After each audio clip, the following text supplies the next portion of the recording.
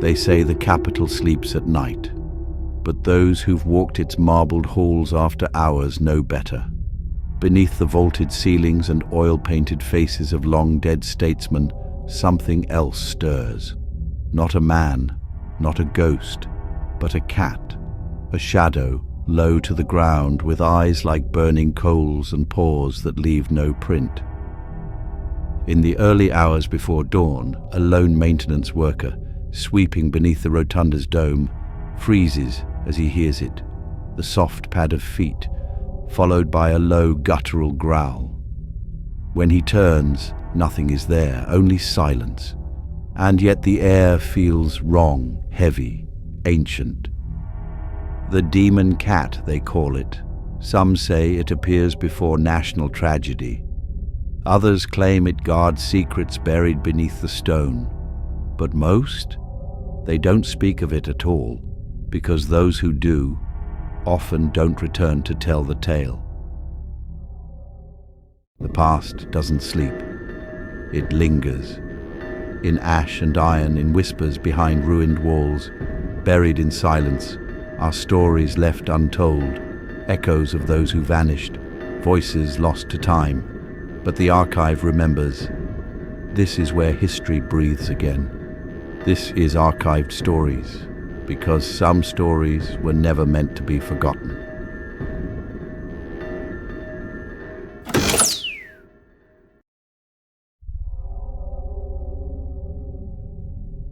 Long before tourists filled the Capitol's corridors with the clicking of camera shutters and muffled whispers, the building held a quieter kind of presence. One made of footsteps heard but never seen, of doors that creaked open on their own, and of shadows that lingered longer than they should. It was the mid-1800s when the first murmurs began, though few dared record them in writing. The Capitol, still unfinished in parts and constantly under construction, was alive with laborers by day and silent by night, save for the occasional night watchman assigned to patrol its marble halls. One such watchman was named Jeremiah Caldwell. A veteran of the Mexican-American War, he was not a man easily rattled. But in the winter of 1862, just after the bloody Battle of Fredericksburg, Caldwell filed an informal report. Not with any superior, but scrawled privately in a ledger found decades later in a boarded-up room beneath the Senate wing. "I've seen it twice now," he wrote, "first near the rotunda, second by the old crypts. It don't walk like a normal beast. Eyes are too bright like lanterns in fog. And it looks at you, not through you, at you like it knows something. I won't go down there again." His handwriting became erratic near the end of the entry, as if his hand had begun to tremble. Rumors spread quietly after that. Capitol Police began rotating the night shifts more frequently, citing employee wellness concerns. But among the staff, especially the janitors and porters, many of whom were formerly enslaved or freedmen working under federal contract, the tales took on a different tone. They didn't speak of it in jest. They called it the thing that walks like a cat, but ain't a cat. A warning, an omen. It was said to appear most often near the old rotunda, especially at night when the lights dimmed and the air turned inexplicably cold. Some claimed it could shrink and grow in size. One man swore it leapt at him, its body suddenly the size of a panther, only to vanish inches before contact. Another woman, a custodian in the 1870s, told a reporter many years later that she had seen the creature sitting silently atop John Trumbull's painting of the Declaration of Independence. Like it was watching history, she said, like it remembered. Skeptics argued it was nothing more than the work of imagination or stray alley cats wandering into the building through forgotten ducts. But the sightings persisted, and when President Lincoln was assassinated in 1865, a strange story emerged from a junior staffer. that 2 nights before the shooting, the cat had been seen near the Lincoln bust, outside the house chamber, sitting perfectly still, its tail curled around its paws like a sentinel. The demon cat wasn't just a story anymore. It had become part of the capital's whispered history, one passed down in low voices during long shifts and shared with a shiver, always ending the same way. If you see it, don't look away. The eyes are what they always remember, not the silence before it appears, not the gliding, almost lazy movements, not even the way the room chills, subtly but unmistakably, as if winter itself has slithered into the walls. It's the eyes, always the eyes, that haunt those who've seen the demon cat. They are never described the same way twice.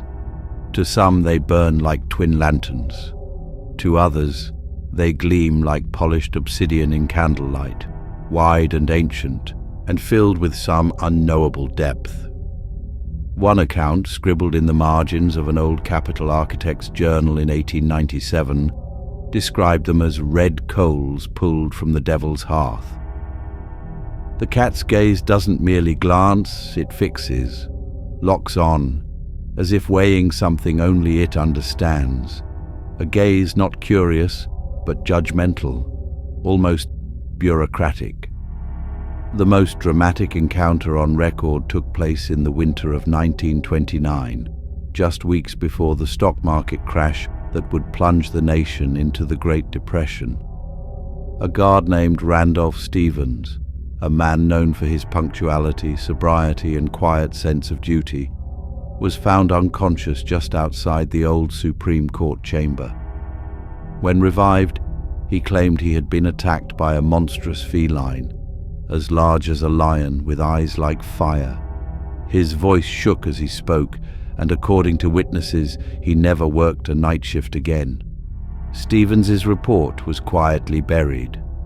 Capitol supervisors, concerned about public panic and ridicule, dismissed the account as exhaustion or hallucination. But those who knew Stevens said he was never the same. He left his post within the month and reportedly refused to even walk near the Capitol grounds thereafter. In 1963, shortly before the assassination of President John F. Kennedy, a janitor claimed to have seen the cat prowling near the Senate steps just as he was preparing to clock out after a midnight shift. He described it as sitting in perfect stillness at the top of the stairs, tail flicking in a slow, deliberate rhythm. The man didn't speak of it publicly until years later, and even then only after retiring. "It wasn't a cat," he said. "It wore the shape, sure, but cats blink. This one didn't." Some have theorized the creature only appears before moments of national tragedy, as though it's a harbinger, not a haunting. It was reportedly spotted on the night of the Pearl Harbor attack, and once more the evening before President Garfield died of infection in 1881. A pattern, perhaps, or mere coincidence filtered through the lens of folklore. Yet with each telling, the cat grows more defined, the reports more vivid. Not just a ghost, but a symbol. Some say it guards the secrets buried beneath the Capitol's stone, blood oaths, hidden tunnels, unspoken sins. Others believe it is a manifestation of the guilt that accumulates in a place where power and silence walk hand in hand. But whatever it is, it sees everything. And once its eyes find you, you never forget them. The Capitol may belong to the people by day, but by night it belongs to the watchmen. These are the men and women whose names rarely make it into the history books, those who guard the halls not for glory or ceremony, but because someone must. Beneath the chandeliers and behind the locked doors, they pace the same paths every night. They know every creak in the floor, every breath of draft through the stone, and they know the stories, especially the one about the cat. The tale of the demon cat is never part of official orientation. No one hands you a pamphlet labeled Spectral Protocols. But somewhere in your first few shifts, an older officer takes you aside, maybe during the quiet hour after 2 a.m., and says something like, "If you see anything strange, don't chase it, don't follow, don't speak." That's when you know the story is real. Veteran Capitol Guards, especially those from before the age of constant surveillance, speak of the cat with the wary respect usually reserved for natural disasters. They don't call it a ghost, they call it the warning. A thing that appears when something terrible is near, or when someone, somewhere inside those walls, is carrying more than just keys and a badge. One such story comes from Officer William Grant, a former Marine who took a security position at the Capitol in the early 1980s. In a taped oral history later archived by his granddaughter, he described seeing the cat on the night before the 1983 Senate bombing. That night, as he was checking the Brumedy corridors, he noticed movement ahead. Not fast, not threatening, just deliberate. A cat-shaped shadow slinking just out of reach of his flashlight. He followed it cautiously, only to find the hallway empty. But the next morning, a homemade bomb exploded outside the office of Senator Robert Byrd. Grant never spoke publicly about it until after retirement. "I didn't want to be laughed out the building," he said in the recording. "But I know what I saw. It wasn't just some stray. It was waiting." Among the tight-knit circle of night guards, there are rules that go unspoken but widely understood. Don't mock the stories. Don't ignore sudden changes in temperature. If you see paw prints where there shouldn't be any, alert your partner but never go alone. One particularly disturbing report, submitted anonymously in 1995, described a series of scratched warnings etched into the walls of a locked archive room. Claw marks, unnaturally spaced, as if something had been trying to escape. The staff who opened the room found nothing inside. But in the days following, 2 different officers reported hearing purring, a deep guttural rumble, just outside their locker room after hours. No footage was ever captured. The security system had gone offline for maintenance that night. The warnings continue, passed from one shift to the next. Sometimes they come as jokes, half laughed but never quite shrugged off. Other times they come in whispers, late at night, when a new recruit finally admits to seeing something out of place. Glowing eyes watching from a distance, gone the moment a flashlight turns toward them. The message is always the same: the cat is real, and when it walks, something is coming. For a myth to endure, it must leave something behind. Most tales vanish into the air from which they came, spoken in low tones, then swallowed by time. But the demon cat has never fully faded. Over the decades, it has left its trace, sometimes quite literally. Not in ghostly sightings alone, but in claw marks etched in stone, paw prints where no animal should be, and unexplained noises that defy explanation even under scrutiny.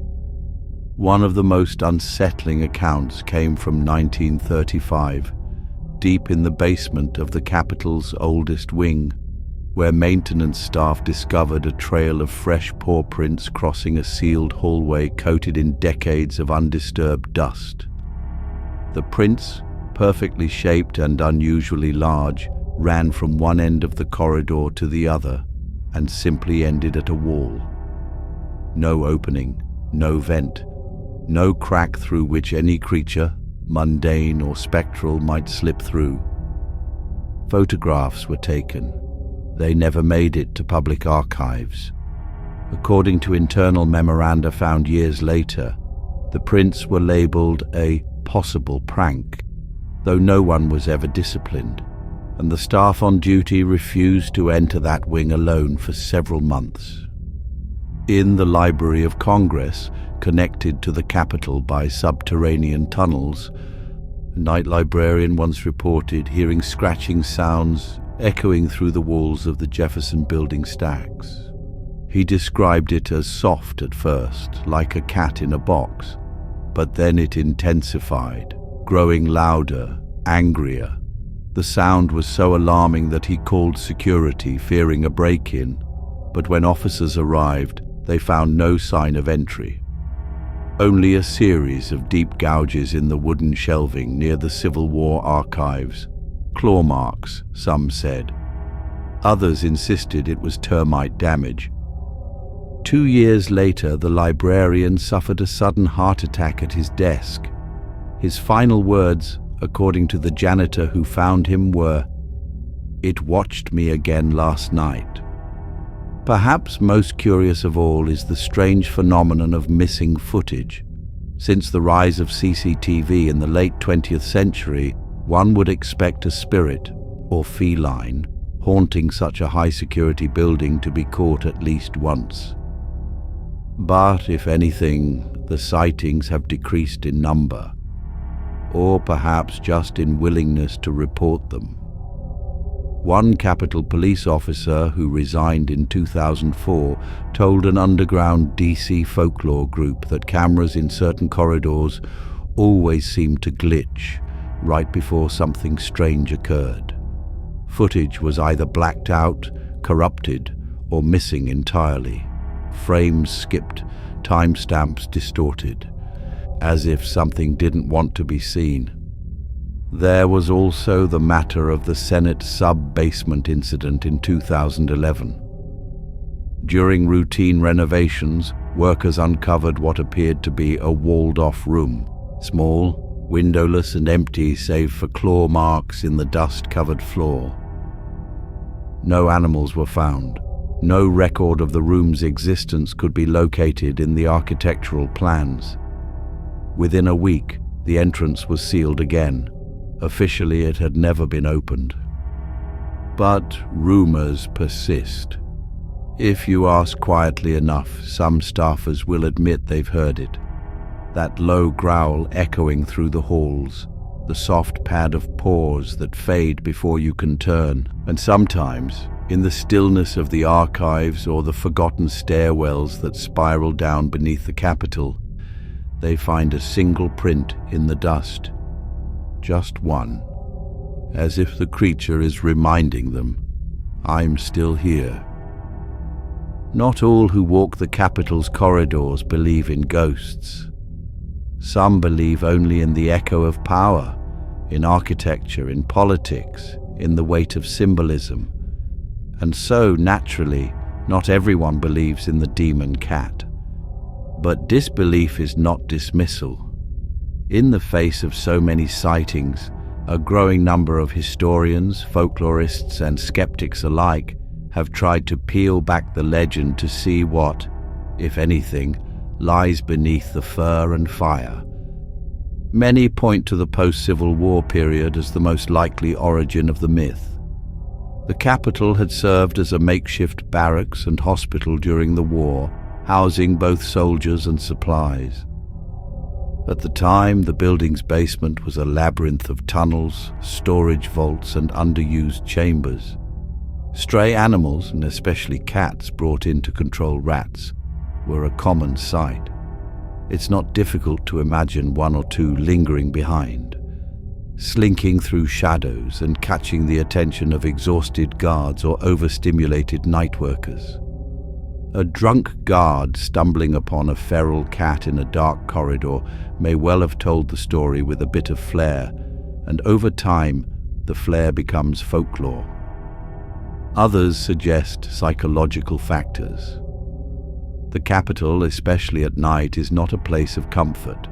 Its vast, echoing halls, its shadowed alcoves, and its centuries-old history.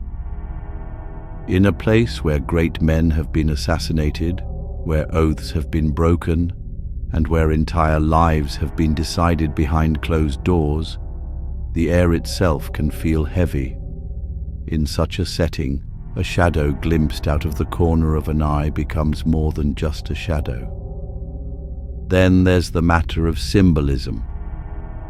Cats have always held a place of mystery in human imagination. In ancient Egypt, they were sacred. In medieval Europe, they were omens, sometimes holy, often demonic.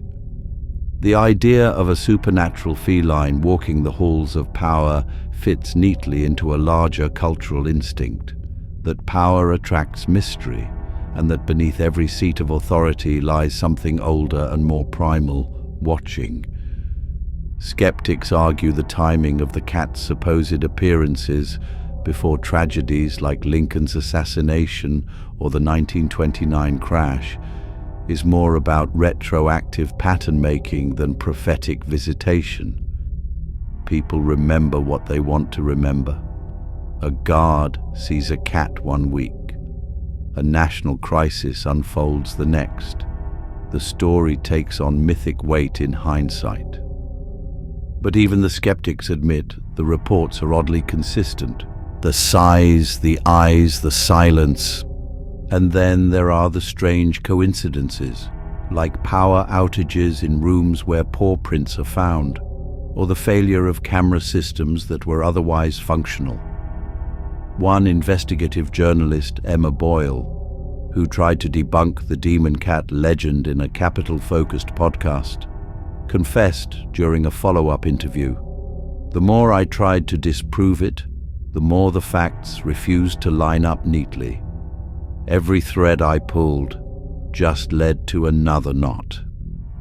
In the end, perhaps the question isn't what is the demon cat, but why does it remain? A fabrication might fade, but this one has claws in the very floorboards.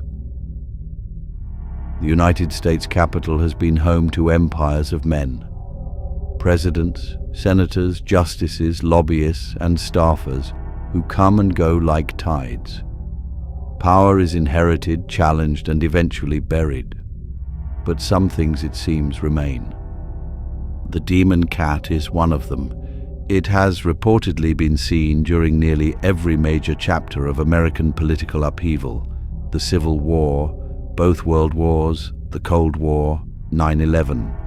Always silent, always watching, it has outlived every president since its first recorded sighting. No term limit binds it, no office contains it. It roams, not like a ghost, but like a relic, untouched by time and beyond consequence. One could argue the Capitol itself invites hauntings. It's a building that has seen more than just legislation and ceremony.